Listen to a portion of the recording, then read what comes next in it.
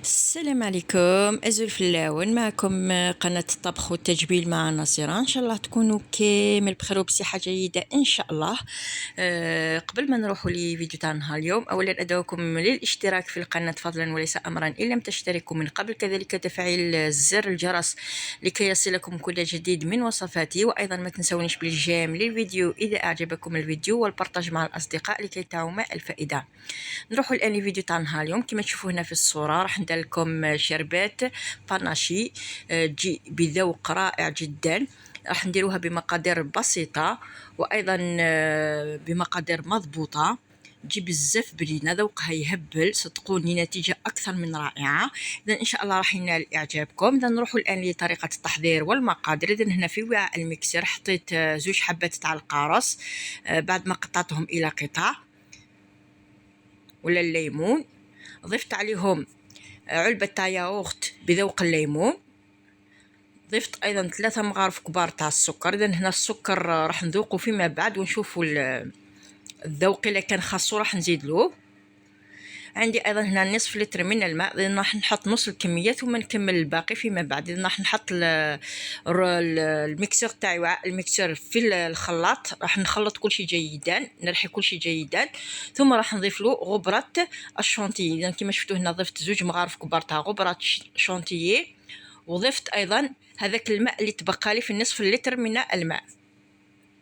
اذا هنا خلط كل شيء في وعاء الميكسر جيدا، ثم كما شفتوا هنا تشكلت الرغوه هاي ليك. راح نصفي كل شيء جيدا كما تشوفوا هنا في الصوره. اذا خديت صفايه راح نصفي كل شيء جيدا. اذا بعد ما نصفي كل شيء جيدا راح ايضا نضيف له بطاغون تاع القارص،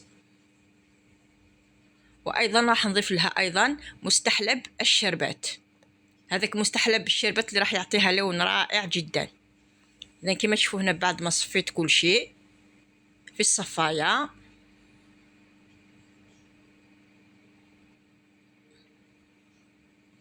إذا راح نضيف له بطاغون تاع القارص كما تشوفوا هنا في الصورة، عطر الليمون بذوق الليمون.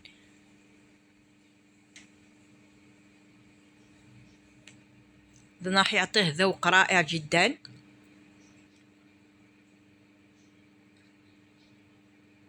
إذا شوفوا الرغوة اللي تشكلت من الفوق.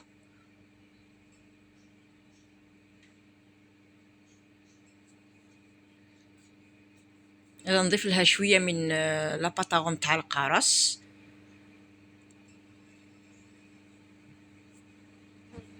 إذا نحطو حوالي مغرف كبيرة تاع باطاغون تاع القارص.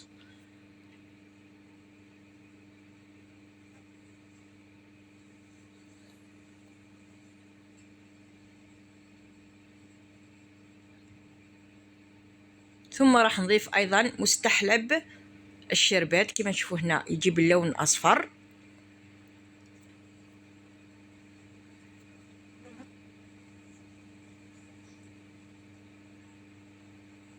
إذا نخلط جيدا، ثم راح نفرغ العصير تاعي ولا الباناشي تاعي في الكؤوس، في كؤوس التقديم بهذه الطريقة. إذا هذا الشربات الباناشي يولم في المناسبات والأفراح أيضا، كذلك تقدري تقدميه للضيوف. إذا نشوفوا الرغوة اللي تشكلت من الفوق، وصدقوني أيضا الذوق تاعو يجي هبال، يجي بزاف بنين يهبل.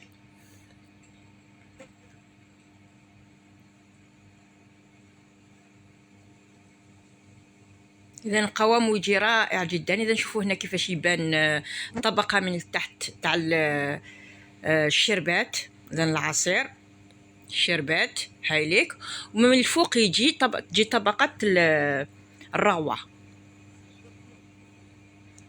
اذا ان شاء الله جربوا هذه الوصفه وتحطونا ارائكم في التعليقات. اذا اعجبكم الفيديو ما تنسوش تحطوا لي جيم للفيديو مع التعليقات ايضا.